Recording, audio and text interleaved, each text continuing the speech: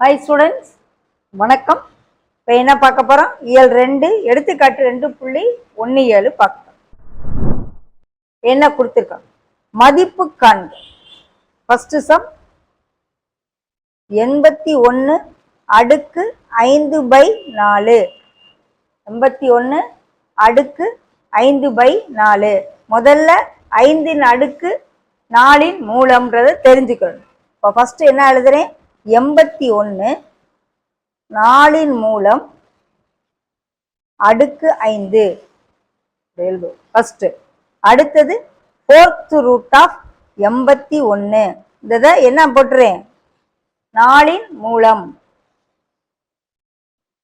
5. Okay.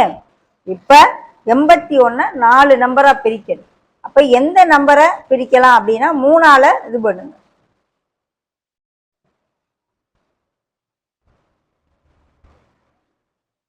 ஓகேவா? அப்ப 81 3 அடுக்கு 4ன்னு நான் எழுதலாமா?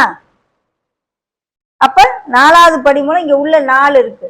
ஸோ இந்த 4க்கு 4 என்ன ஆயிரும்? அடியாயி. அதாவது 3 அடுக்கு 4 பவர் 1/4ங்கையில கேன்சல் ஆயிரும். அதுதான் படி மூலமா அந்த இது ஒரே மாதிரி இருக்கு. அப்ப நம்ம எடுத்துட்டு வரோம்.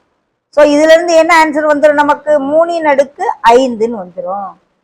ஸோ 3 அடுக்கு 5 எப்படி எழுதலாம்? 3 × 3 × 3 × 3 × 3 × 5 முறை பெருக்கலாம். ஸோ 5 முறை பெருக்குனா என்ன ஆகும்? 3 9, 9 27, 81, 81 3ஆல பெருக்கையில 243. பெருக்கி பார்த்துக்கோங்க. ஓகேவா? அப்ப ஆன்சர் என்னது? 81 5/4 மூலம் அப்படின்னா 243. முதல்ல 4th ரூட் கண்டுபிடிச்சு அப்புறம் அதுக்கு 5 அடுக்கு கண்டுபிடிச்சு. அவ்வளோ. ஓகேவா?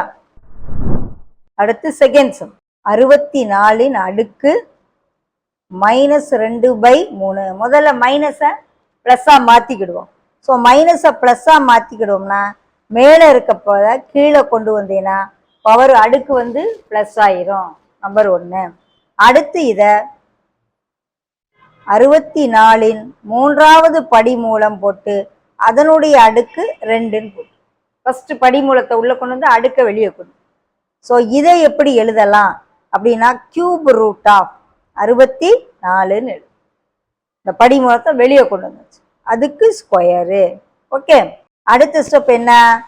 64 சின்ன சின்ன நம்பரா பிரிக்க போறோம். 64 3 நாள் தான் எழுதணும் அப்படின்னா 4ஆல பிரிக்கலாம். போடலாமா? ஸோ 4 கியூப்னு எழுதியது. ஓகே. அப்ப 4 கியூப் இந்த கியூபும் கனமூலமும் கேன்சல் ஆயிரும். ஸோ என்ன ஆயிரும்? வேறு ஆன்சர் 4 மட்டும் கிடைக்கும். 4 ஸ்கொயர்டா. So 4 squared 1/4 ஸ்கொயர்டுனா 1/16ன்னு. ஓகேவா? இதுவும் சேமா இருக்கையில அந்த கனமூலமும் அடுக்கு கேன்சல் ஆயிரும். போக மிச்சம் 4 மட்டும் இருக்கும். 4னுடைய வர்க்கம் 16. ஸோ 1/16 தான் இதுக்குரிய. ஓகேவா?